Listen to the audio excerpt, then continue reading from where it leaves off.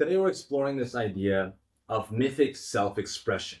What are the archetypes and the roles and the things that influence your life? How do you create your own self-expression? This is not like wearing a bumblebee suit and peacocking for attention, but what is an external representation of your internal transformation in this life that's aligned with your culture, that's aligned with your story, with your wounds, with your trauma, with your path forward, with your inspirations? Some of mine include Jack Sparrow, visually, Chinese samurais, and some action anime characters as well. And Stan, I'm curious, what influenced your bad boy rock and roll, as I see it, Bukowski, Lord Byron sort of style, besides those two? I guess desire not to be like anyone else, So, to develop my own. from being ordinary, Stan, to the worst thing would be to be like everybody else and to conform and to be ordinary. Yeah, for me, well, it's in my personal opinion. We can also, of course, go into lover, warrior, king, magician archetype, and etc. But I don't want to go so far because I believe every man can develop his own archetype if he's not satisfied with the roles that society offers to him, right? Because, like, even by now, I remember being maybe 13 years old and reading War and Peace by Leo Tolstoy. There is one of the characters, Pierre Dolokhov, completely bastard by any means. Pierre Right? Dolokhov. Doesn't that mean something bad in Russian? No, it's just name and surname. Okay. And he was completely bastard by any means, right? But right before his death, when he was about to die, he was crying and saying that, wow, my poor mom, she won't get over it, right? So for me, it's more interesting, to accept myself and in general to see in people when they accept different parts of themselves, and by that they develop in, let's call it archetype. Yeah, I think this is the best word to call it. So in my case, it was just desire not to be like everyone else, but definitely if we talk about Byron, Bukowski, and people who've been role models somehow for me. Yeah. I already mentioned in the previous podcast what Suvorov, one of the Russian generals, said, it's great to have role models, but always think about to be better than them, right? In the same time, I believe neither Byron, neither Bukowski, neither all of these influential men, they ever considered to be a copy of someone. I think the great artist, as the great seducer, comes out of authenticity that you cannot replicate easily, right? Yeah, you become one out of one.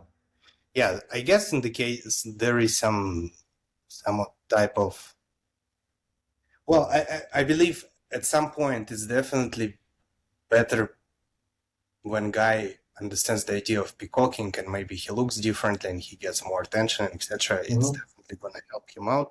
But I think archetype, it's more inward thing, right?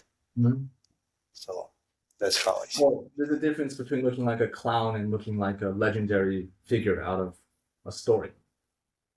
Yeah, I think it's in general the problem that young men have this generation. They're not selective in their archetypes. They're not really selective with women because both of the things requires exploration of in the real world, right?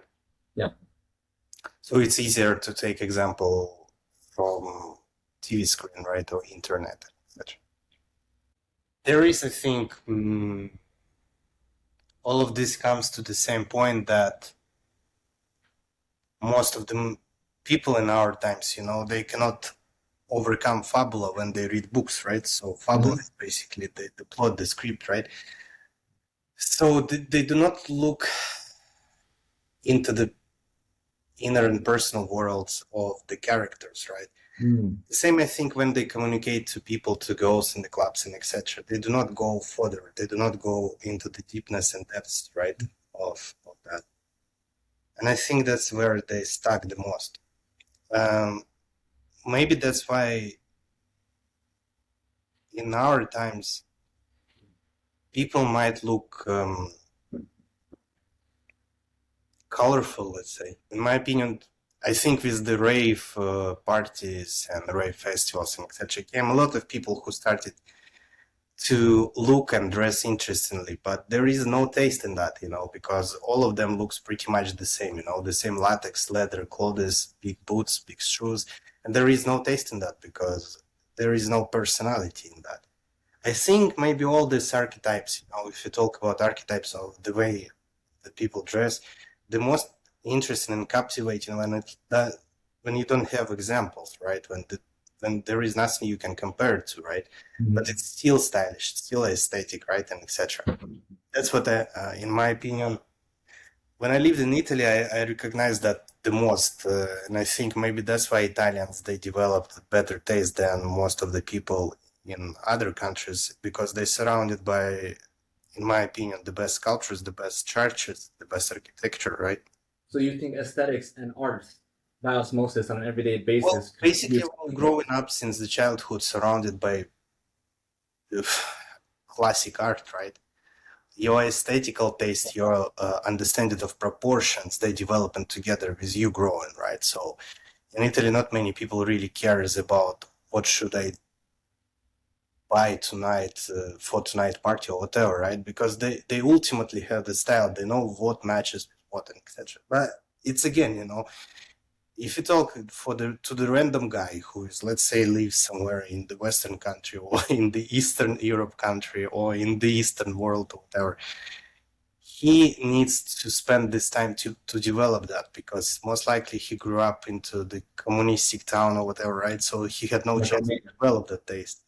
Yeah.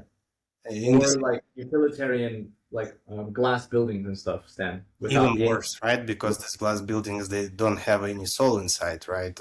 Yeah. There is no proportions, and basically, if you can build something in 4 months, it's most likely it was a piece of shit.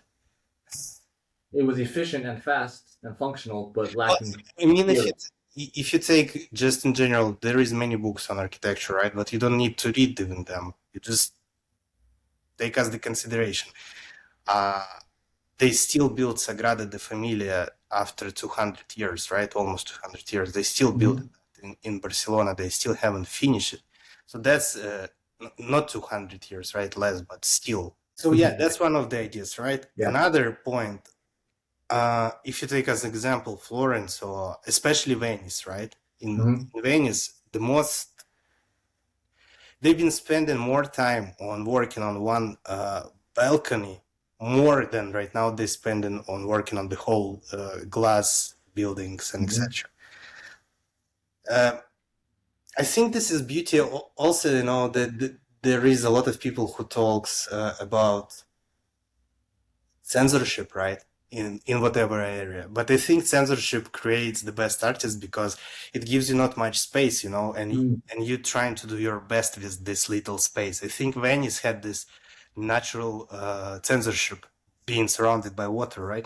So being surrounded by water, you don't have much place to do something, right? You cannot build just tremendously grand studio, right, that will surprise people by the size, right? You need to create something really meaningful and very much artistic, right? This is how Venice became Venice. That's why we love Venice, right? I think the same. Yeah, whatever. Going too far. So, but yeah, I would say why I'm trying to talk about that. I think all of these topics all together, they develop in the taste that helps a person to be authentic and interesting to people, to women, because it also goes to the way you speak to people. I hear a bunch of conversations guys have with girls, and it sucks. I'm like, I want to cry. I imagine being a woman in this girl place and listening to what they talk about. Yeah, it's just there is nothing that can unleash your imagination. than a man Best that's case, fascinated with in the best case, it can the unleash world. your imagination for Mhm. bad, but they don't even get there. Anyway, this is what I'm trying to say. I think I don't know what I'm trying to say. Well, so Stan, two things. Number one is I can't make the plan for you, but I personally would love to go to Venice and Florence with you. Hmm. You're not a tour guide, but the experience would totally be different through your writer and poet, like world lens. And I think it's this idea comes from Jordan from Ars Morada. This idea of a soul tattoo. I don't know where he got it from, but it leaves an imprint on you when you go to a place like that. That kind of never really leaves your eyes, or never really leaves your spirit. It feels like so. Personally, Stan, like in the next few months, if you led something like that in Italy, because you love Italy, you spent so much time there, I would love to be part of that. So, mm, secondly, it seems like there's some to relate this to dating and relationships. And you always tell me about Antiquity, Stan. Hmm. And it sounds like the subtext of what you're saying is to reject the degraded present of modernity and to return to the values of the ancient Greeks, the ancient Romans, Hmm. Persian Empire, these sort of where beauty, like you said, it took more time to hand sculpt one balcony in Florence than in to make an entire glass building for an office for Fortune 500 company or something. Right.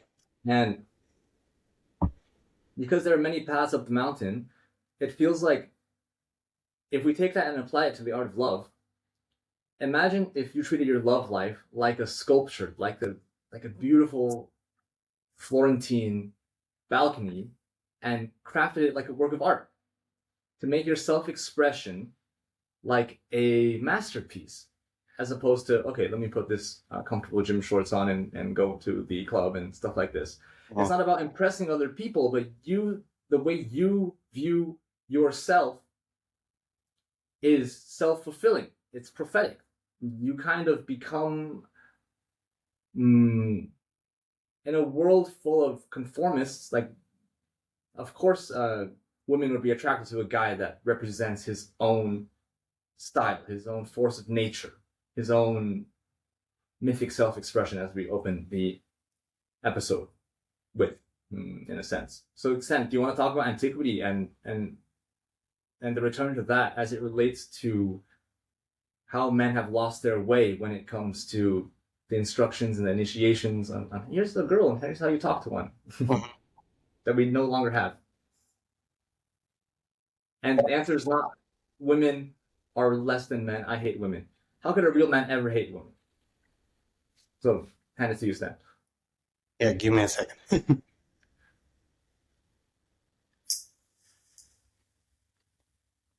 No, first of all, I will say one thing that it's like for a long time on my mind. It's antiquity exists to us. We don't exist to antiquity, right?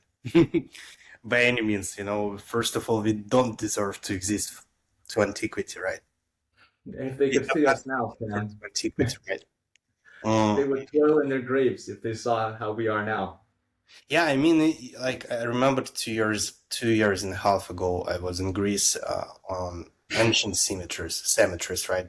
Those that existed Really? before Like the battlefields of time. soldiers and stuff, Stan? Or Not really, like it's just like more or less noble people who had enough money to like, afforded rate, yes. But what not I'm the trying to nameless say, thousands. uh,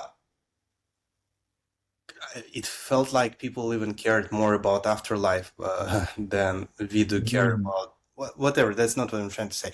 There is a very interesting thing about antiquity. One Wait, of that's interesting, Stan. But can you expand on that though? yeah. That I, oh, what can I say about that? Just the feeling that I can give you the coolest example, in my opinion, the coolest example. It's the statue. And I hate Stoics because I feel like Stoics are imposing on themselves to be something like this, and they do not consider any of emotions. And then they're surprisingly dying of heart attack because they've been suppressing everything themselves. So, whatever. But there is cool thing about Marcus Aurelius, not really about him, about his sculpture, right? It's in Rome, right, on the Capitolium. He's sitting on the horse, right, the bronze statue, and they had the tradition, right? If I'm correct, if the horse was standing on two legs, and the general or whatever was around her, so on top of her, the meaning was that he passed away, he was killed during the wartime, right? If the horse holding one leg like this, right, it was the meaning that he was great general, he conquered everything, but he came back home, right? So it was the tradition to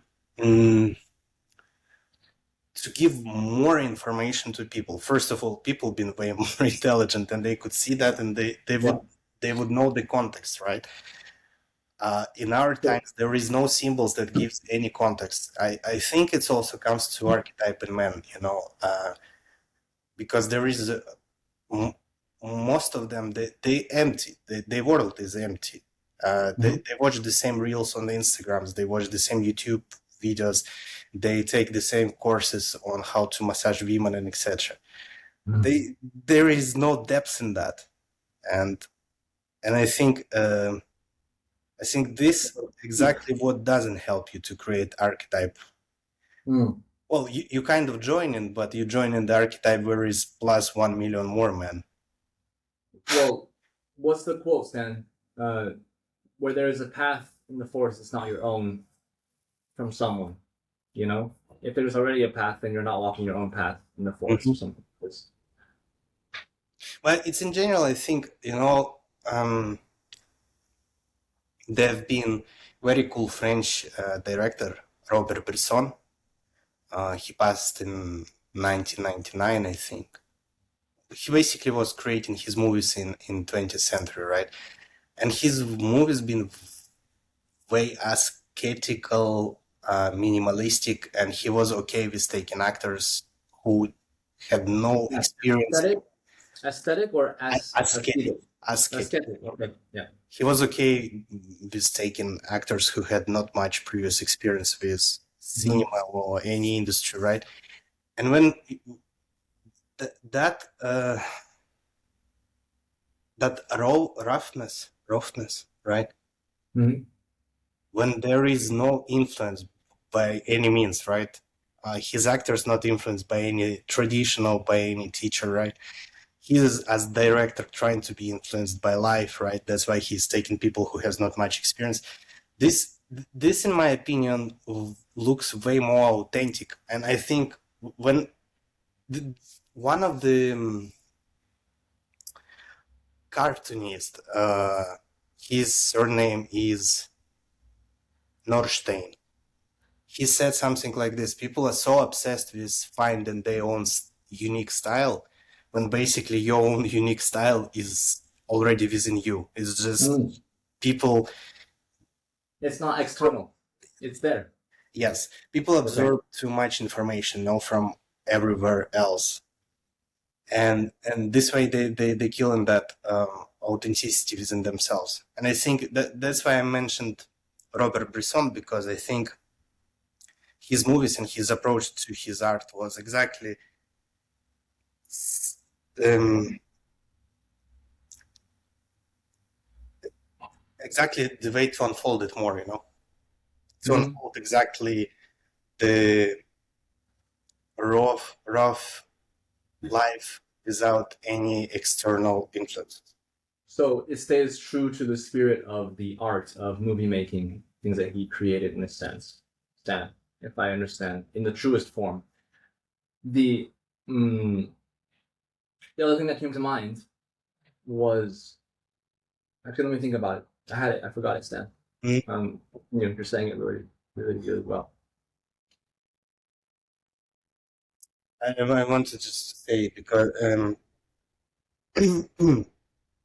I've been rereading Bible recently, right?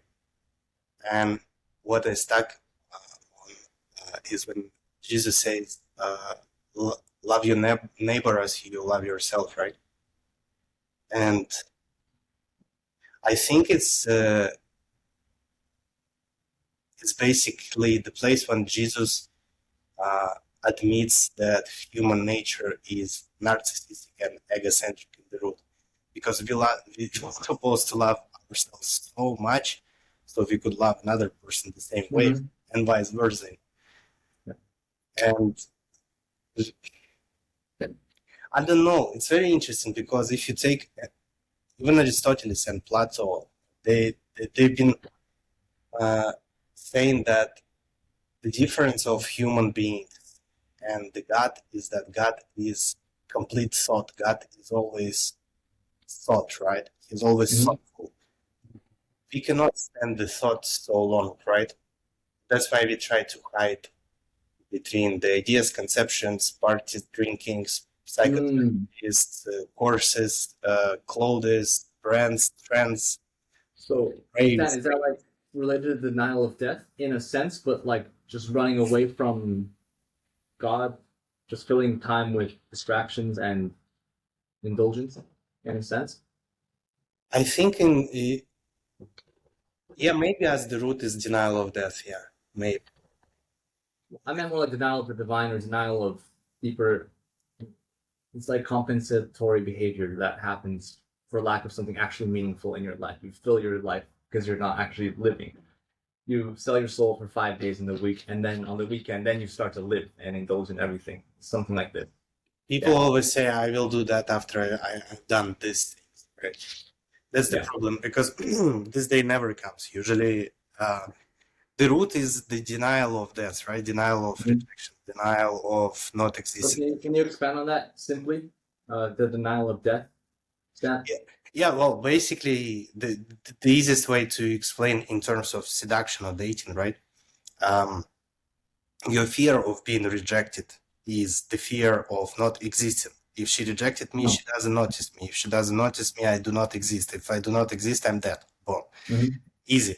So most of the things they come to denial of death, right? When we build in Taj Mahal and etc. Zan likes to say it was built because of love. No, it was built because of to leave something tremendous, big up Immortality. yourself. Yeah. So it would be continuation of you in this world, right? I think conception of love in the same time it's investment into nowhere, right? People investing into something they're not certain they will see material results, right, of this. Mhm. And I think this helps people the most to forget about death, right? But basically, again, if you just take in conception, let's assume that God exists, right? I personally do not know, right? But if God exists, it's kind of cinema verite, you know. And cinema verite is the style when you in movies. It was the style when you can see cameras, right, inside of the picture, right? You In can the movie. see cameras, right? So God's Okay. intervention is always there, right? Um, and and the same with idea of death. Death intervention is always there. You cannot kind of like you cannot escape it because most of or the best motivations, maybe not the best, it's difficult to say that, but most of the motivations, they one or another way they connected to denial of the fact that we are mortal, right? Yeah.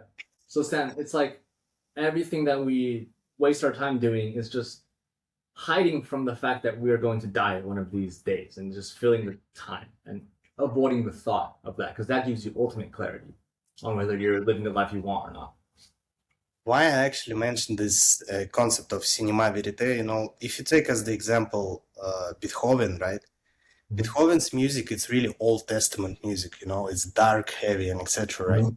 There is Interesting. not much hope. So in my opinion, it was denial of death, but by accepting that death, right? Mm. Putting that death into the art, right? And then you have Mozart in the same time, which is, in my opinion, the completely new testamentical music. It brings a lot of hope. Like Jesus' message brings a lot of hope, right?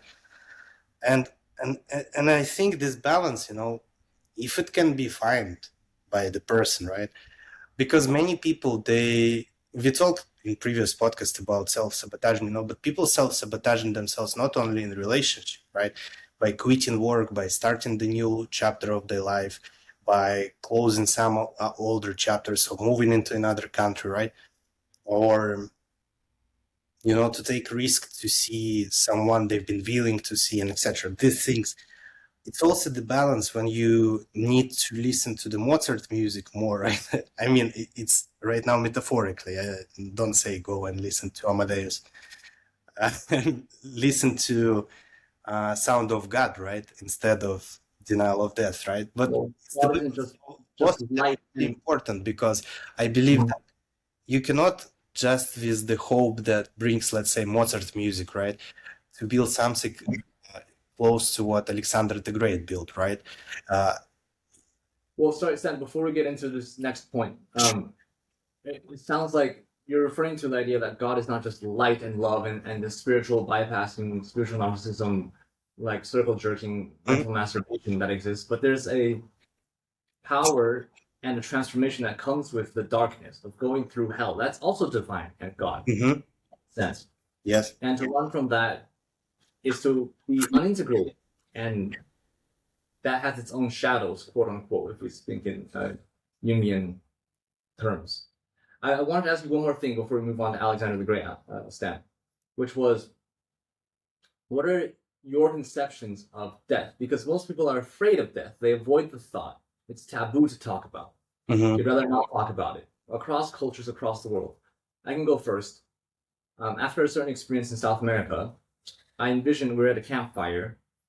One, I walked into the tent and everybody just looked like a corpse. Everybody's already dead. They were rotting and there already. And that didn't feel scary. It just felt like, oh wow, our time is so limited and we're dying, we're decaying second by second. And you're worried about something that's so trivial as opposed to your epic mighty destiny in this life as a man, for example. Number two is I'm just looking into the fire and death materialized next to me like as a friend. Oh, hey, what's up, bro? It's like, oh, he's just there. I'm curious what you think about this, Dan, and if you have your own conceptions, like Lady Death and things like this exist. Like, he's like, yo, bro, what are you doing? You're not living the life you want, he will say to me, the personification of death here next to me. I think it can vary from person to person, but that's something I found meaningful. Death is always with me, and you have to, Stan, you gave me a beautiful metaphor closer when we met, coming up in 2 years now, about this dance with death makes you come alive. I don't know the exact way. I want you to say it precisely the way you said it, but it never left me. It is. That idea that you have. Dance Can you with, say it more? Yeah. Dance with the Death. Well, I think the most beautiful experiences comes when we are on the edge, and it's not necessarily to be on the edge of the death experience. Definitely not. It's not about that. Because if you accept all the fears as the fear of death, right, you start understanding that whatever risk you're taking in your life, it makes you the most alive, right? Yeah. Even heartbreak, right? I think that's the most interesting part of what people do not understand. Heartbreak makes us the most alive. I think that's why we feel so much suffering during the because it It's makes us proof of extremely aliveness. alive. It was real. Yeah. What more real feeling in Yes, this I life? mean, we feel in that moment too many sensations, right? What we don't feel on the daily basis, right? Mhm. And I just wanted to build, yeah. So this is basically the idea of Dance with the Death, but it was inspired mostly when I was in my 16, 17 years old, being 17 years old, I think, and reading a lot of poems of Baudelaire, right? Charles Baudelaire. Yeah. And one of Dark the stuff. ideas was I've been trying to understand how someone can be so far from what poetry used to be, right? Because before him it was Baroque and Classicism, which is still had much hope, and Romanticism, right? And then Baudelaire came with complete decadence, right? Which was also beautiful, and he was one of the first who mentioned Lilith in his poems. In the He's lead, a trailblazer, Stan. Like he ushered in a new era of, I don't know the exact progression of the poetry like you do, but I think decadence existed always almost everywhere, right? It was just like, again, it comes to the point of perception, right? Good art is difficult to perceive. Like not everyone can pass these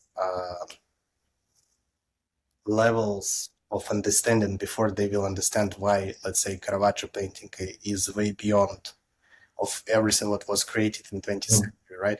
When you will understand why Claude Debussy music way better than whatever Arctic Monkeys or any indie rock pop music been ever created, right?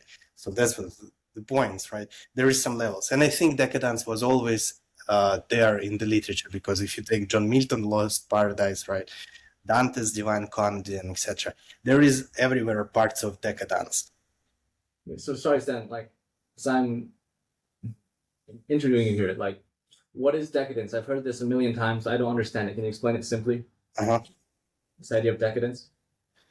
So people, in my at least in the way I see people, right, they ultimately are nihilists, right? Mm-hmm. So healthy nihilism is it's to have some hope and positive, I would say. And the idea of decadence is nihilism without any hope or any progression towards salvation, right? So the difference of decadence was, it's like, if nihilism comes just from desire to have fun in your life, joy, decadence was coming from the point of disappointment, right? I think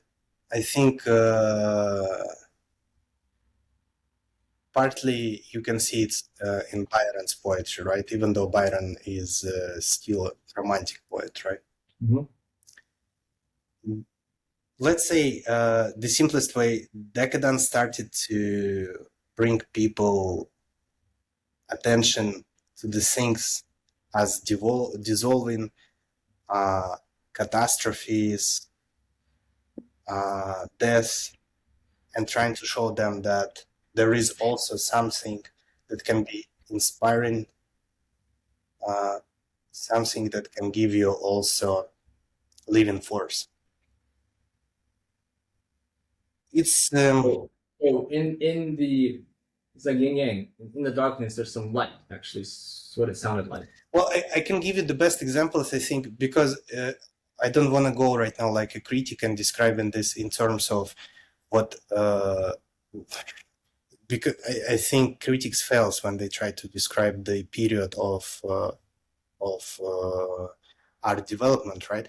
But what I'm trying to say, Baudelaire started to talk about, he started to write about dirty streets of Paris, of prostitutes standing on the streets, right? Of robbers, of smokes on the roofs of the Paris, and etc. It's something that nobody talked before, right? Because we always deny that and we say, well, that's disgusting, that's something we don't want to think about, but it's there, right? So you turn your face away from it doesn't mean it's not there. Exactly. But maybe if you look longer into the darkness will start to look back to you, you know. From who? Nietzsche? When you Most stand into the likely. abyss? I don't remember. Yeah. Yes. Mhm. So yeah, I think decadence was all about that. They've been I don't remember the surname of him, Gusimans. Was very dark, right? Way darker than Marquis de Sade. I think Marquis de Sade very close to decadence, but still was on the edge of nihilism decadence.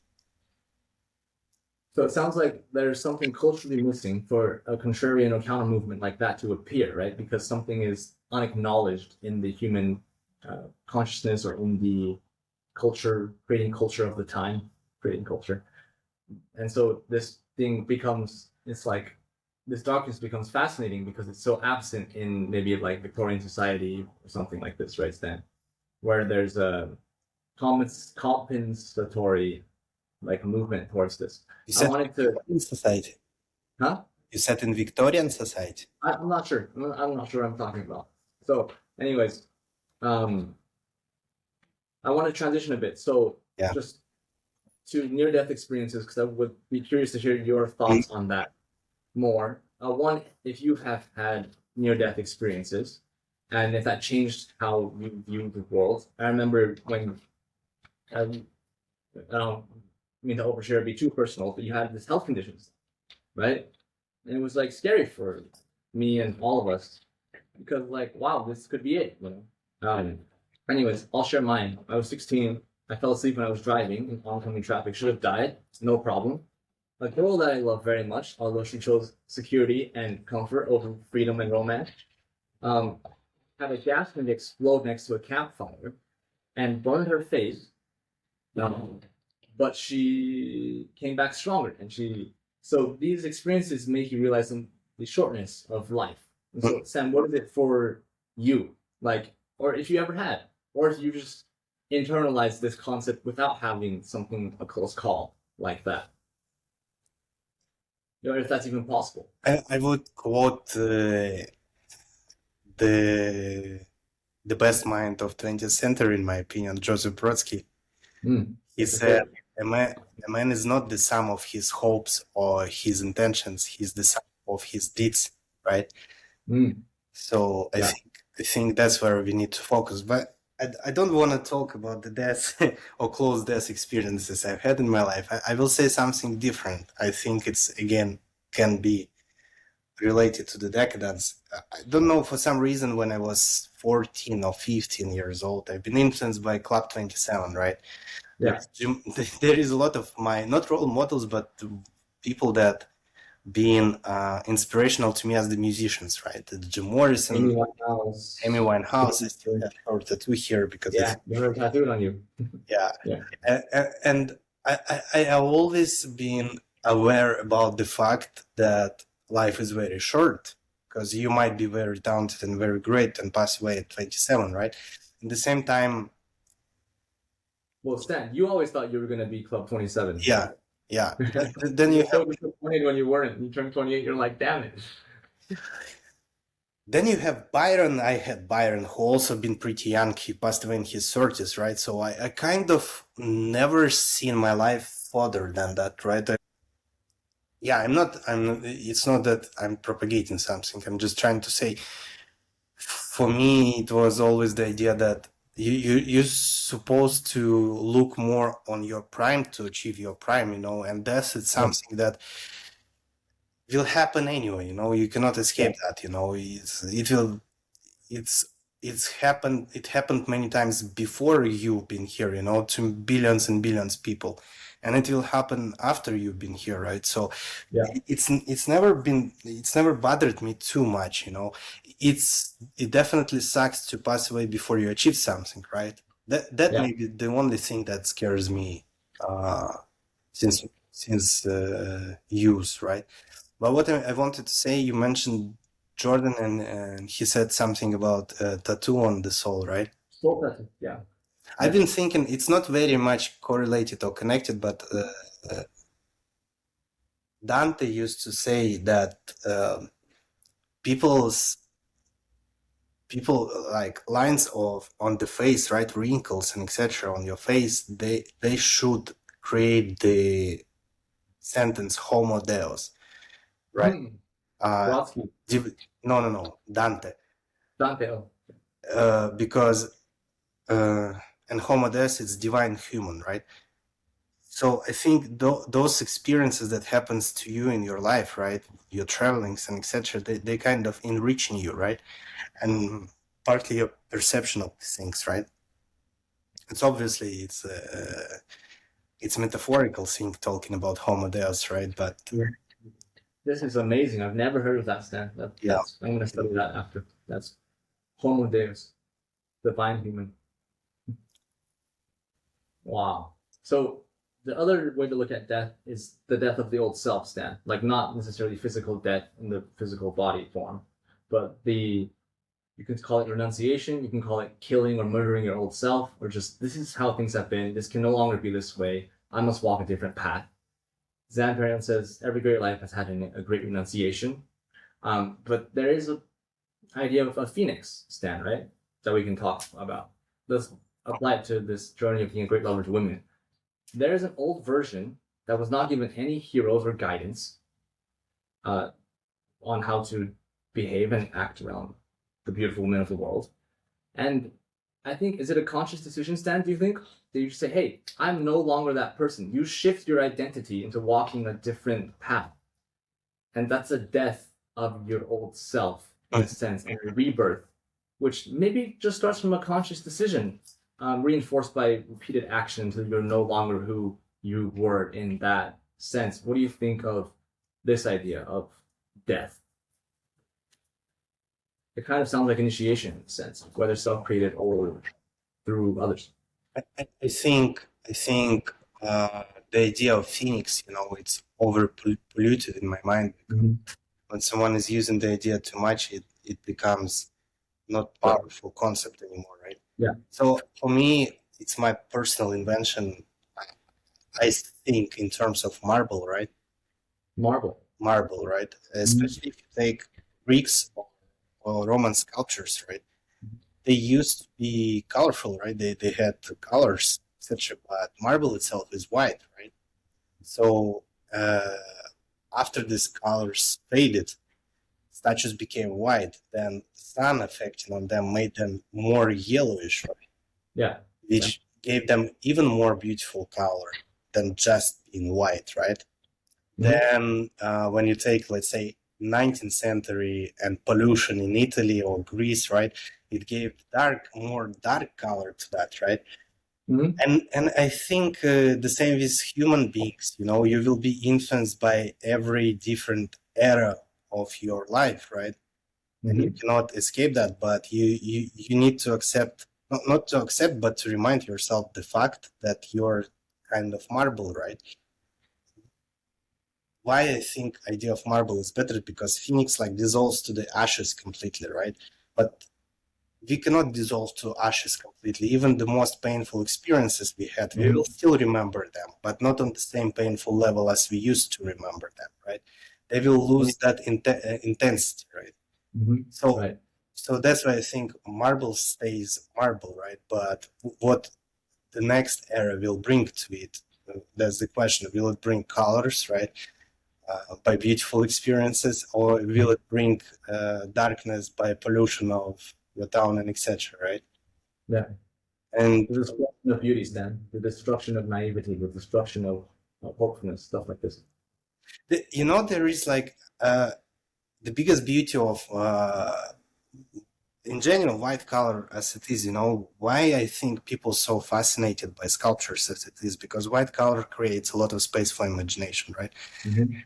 Lack of information in terms of colors let your kind of gives permission to your imagination to work there, right? And the same with the white blankets pages, right? When you start writing something, you create in this way, it's almost metaphysical. That's why I guess heaven also has the white colors, right? Again, shadows also gives you a lot of inspiration.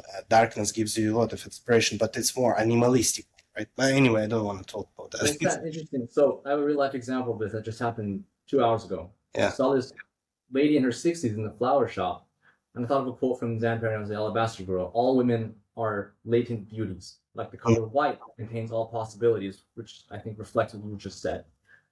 All the colors are, anything is possible, but there's this perfect synergy or interaction between the light and the darkness. You can call it yin yang, you can call it whatever.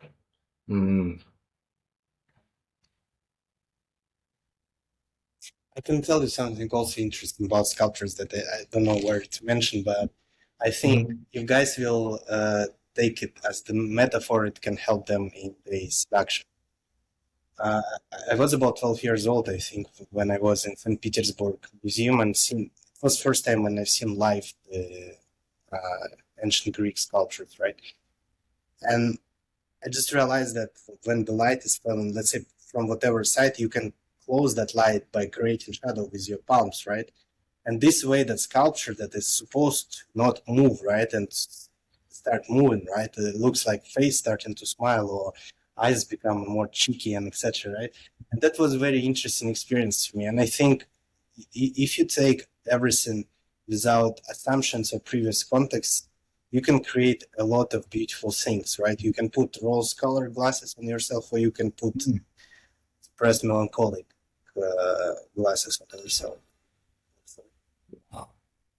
So that's like you saying in a perfect relationship, sometimes you love them so much that you just turn your face away from certain things. Stan, right. This is that. No, You remind me. even I'm sorry. relationship, I think in relationship it's the most powerful. That's great that you mentioned. I just try to give something practical to the guys because I made, unfortunately, as I always like to do, this episode completely not about seduction. So I No, just no. bring It something. isn't what it is. It isn't what it is. And if you have the ears to listen and the eyes to perceive, you will hear it. But we can make it more practical too. Yeah. Yeah, but what I'm trying to mention that it's also can be very helpful in terms of going out in the clubs, right? When you have your own idea or metaphysical idea of the person in front of you just being like marble, you don't know colors yet, etc., right? And you let this to unfold, or let your imagination to tell you who is that person in front of you. It also might be very powerful concept, instead of right away thinking that she doesn't like you right away, etc. Because many Well, Stan. So, have preconception about other girls. Stan, three things. One, you said to me, and no one ever said this to me. You said if you are a girl's type, it doesn't count as a real seduction. Mm-hmm. Yes. So that is number one. Number two, you reminded me of this quote that I saw the other day, which is, "There is no prime. I have no prime. You have no prime, Stan. We evolve until we die. Every phase is the best phase." And we always come back to Achilles, I think, because when you were talking about Club 27, it seemed like to me listening to you that you didn't care how long your life was, as long as it was a glorious, beautiful, deep one. Whether that was 27 years, whether that was 87, 127 years. Now, on our pirate ship, we have a guy who's listening to this probably, and he knows who he is. And so, if we look in the modern culture, there are people trying to extend the quantity of life that they have. I don't know his name, but some guy's trying to become immortal with his son's blood transfusion and stuff like this, right? But there's a qualitative aspect to experience that is the depth of experience. Imagine, Stan, we always come back to this quote, "Let the days be as centuries, loaded, fragrant," by Ralph Waldo Emerson. Mm-hmm. And imagine if you lived 2 days in one day. Doesn't that make your life 160 years long, if we speak mathematically? What if you lived a century? What if the depth of the feeling, and this is approaching God, basically, perhaps, right, and eternity, that depth of time means you lived multiple lifetimes in a. So, Stan, maybe you can explain better than I can about kairos versus chronos in the ancient Greek terminology, about linear time and, I don't know how to describe this, depth of time, perhaps, where the time space changes, so transformation is possible, and it opens up in kairos versus just on a timeline, which is chronos, right? There's the quote that you told me. I believe it's from Trotsky or from Lenin, Stan. There are decades where nothing happens and weeks where decades happen. And that's not just about world domination. I think that's actually completely possible in an initiatory dating sense. You might make decades of progress in a few weeks if you really renounce who you used to be and set full force into that.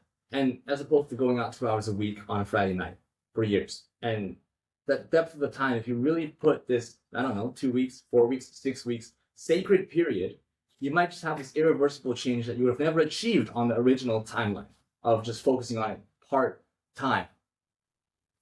Now, I'm going on a bit of a rant here.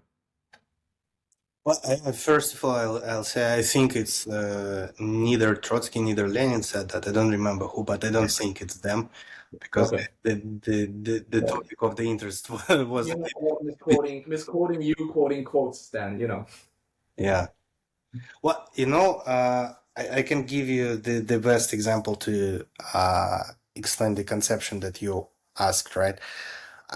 Again, we might come back to terms of sculptures, right, or monuments, why they're so fascinating to us, right? Because if you imagine any town or Earth as it is, as the flat, right, in some of the areas, right, and then you have the sculptural monument, right? It's always vertical, right?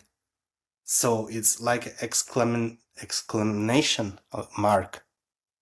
how you say that? Exclamation Exclamation point. mark, right? Exclamation point, yeah. It's always kind of protest that stops you, right?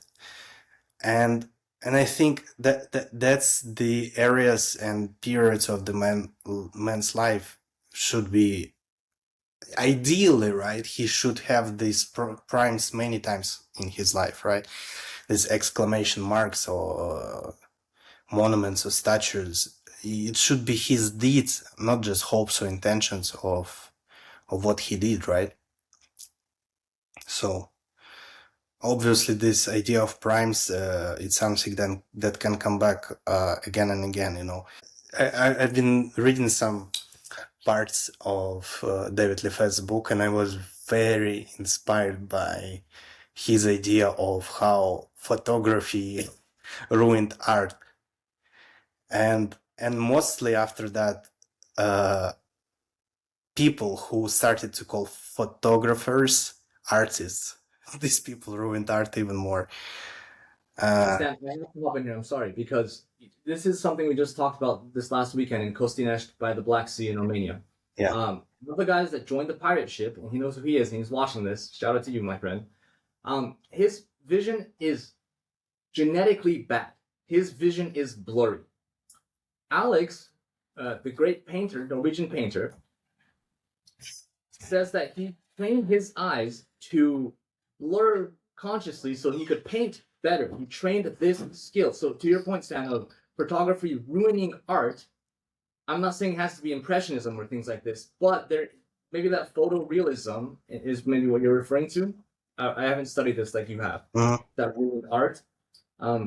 Sometimes like, and we have another friend, an investor, Stan, that also has criminally, terribly bad eyesight. You can't even see the girls that we're going out and looking at. But that's maybe not a curse, and it can be a blessing. Even imagine Jean-Paul Sartre, right, Stan, who you talked about, like, and the how it can either be your greatest trauma or your greatest strength. You go to go, hey, I can't really see you very well, but you smell nice because I'm kind of blind. Like as Johnny Zaporno says, if you can't fix it, feature it. So, yeah, Stan, just to hand it back to you, just reminded me of like all of us are broken and all of us have bad eyesight or something's broken or our legs sideways, you have scoliosis or you have autism or ADHD. I have ADHD, right? But that is charming. It's real, right? No one wants perfect beauty on the surface. It's sterile. It's lifeless. What is beautiful. I think the idea of photography is something beyond that, because it's not giving you idealistic picture at all. It just gives you too many details. And in general, the work of photographers, and it's not just in my opinion, it's the fact. There is nothing artistic about that. If you can create the place, arrange the place, it doesn't make you artist, right? Because artist is the someone who can give you the emotion into the painting, right? It's the way you paint the lines. I mean, I'm talking just about painters right now, right? The way you paint the lines, is it sharp line or is it soft line, right? And it gives you that mood, it gives you the inner world of the artist. I like to talk about Gauguin a lot. His paintings very much animalistic. So that's what photography never has. Photography doesn't have these lines, you know. You could put as much effects as you want, but it's not gonna give you any relation to the artist itself, right? Sorry. Craftsmanship, you crafting the perfect combo of you changing, fixing objectives and etc. But it's a craft. It's not a artistic work. Yeah. Because there is so many. You know, I think you asked me once, and I gave you this answer. You asked me about being well read, and I told you that if you want to be a writer, you need to write more, not to read more, right? Which is great to be well read, because it's ultimately make you better person, first of all, deeper person, better philosopher and better psychologist. In this case, you become a better writer. But to develop great writing criteria and style, You just need to write more. And one of the greatest examples is Jack Kerouac, right? Who used to be a soccer player before he broke his leg and gave up on his career, right? Mm-hmm. And yeah, and after that, he was just staying at home, waiting until his wound will be fixed. And yeah, he'd been reading a lot, and he decided that all his life he wanted to be a writer, and then he started to travel and write a lot, right? Well, so Fan, not just to write from, like, you mentioned style versus content of writing, Stan. Mm-hmm. And And there is what's interesting, in my opinion. You can be great stylist, right? And that's why people will read you and love you. And at the same time, you can be average stylist and have no style in your writing, right? But you might be very deep. As example, if you take Camus, Jean-Paul Sartre, these people had no style. That's why we take them as philosophers, first of all. They had great philosophy, right? But they didn't have very much unique style, you know. It's beautiful when you can combine two of these things. If you combine two of these things, you will get Nabokov. Which is rare. People like Nabokov, it's such a rare writers, you know. And that's exactly why I wanted to mention David Lefay. He said there is so many painters, but there is not many artists. And that's what I think unique quality of the artist, right? It's when you combine both of the things, right? When you're well read and you have great style, right? The way you write. That's why I think like not many people who can get even close to Nabokov. I think, in my opinion, I know European literature, Western literature very well. It's James Joyce, Nabokov, Balzac, and Somerset Maugham and Chesterton. 5 people who had both of these things balanced. well, so Stan, the prerequisite, because you said to write a lot as a writer is more important than reading, but you need to live a lot to write. Like otherwise, what are you writing about? It's like Byron's stuff were probably the crazy shit that he did, the original rock star, were not theoretically invented. They had to have been based in some way on real events, like you said. So the content is very good. Yep. I think of our friend who traveled the world for 20 years, wrote a book, but the content is better than the style of the writing. Oh yeah. Because of the unique life path and experience, and those that know, without naming names, who that is. So Stan, would you say then, I was curious that's because we go back to archetypes, like what phase are you in? Because maturity and life experience is not about age, Stan. If you and I went on our personal odysseys for years, full time, not caring about anything else, you and I had slightly different objectives. Obviously, yours was much more with world history and antiquity and stuff. And to be honest, mine was just because my boyish dream was to go around and meet and learn the language and eat food and meet the beautiful women of the various countries of the world. I'm more into languages, Stan, right? And you're more into this literature and this depth, and this is awesome. Where am I going with this? The idea is that, oh yeah, so in archetypal ways, how do you see yourself now? Let's say a rough progression is a warrior he's a boy, then he grows up, becomes a man, he goes through a warrior, he goes fights battles. In the context of the art of love or seduction, that is you going into the land of women, you fighting your battles, roughly speaking. Women are not the enemy, but for this metaphor. And then becoming a king, where you don't need to chase every girl that you ever see, because you know exactly who's right for you, who's good for your kingdom, who's bad for your kingdom, who could destroy everything, because you maybe had something destroyed everything by one woman before, right? You no longer become that warrior on the front lines. You become a king that's walking through his kingdom. And then maybe sage after. This is just roughly throwing things out there, Stan. Where do you see yourself? Because I would say you have more experience than most men of history and eternity have ever had with women, right? Where do you see yourself now? What phase are you in? Or can you be more?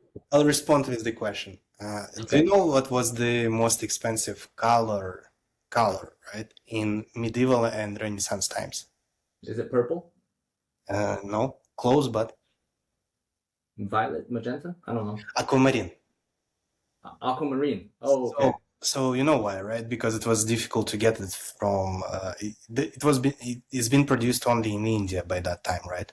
Mm-hmm. So, but this way you could understand, if you look in medieval or Renaissance paintings, by amount of aquamarine, you can understand how expensive was work, right? How much did the painter get for this job being done, and how influential and wealthy was a patron, right?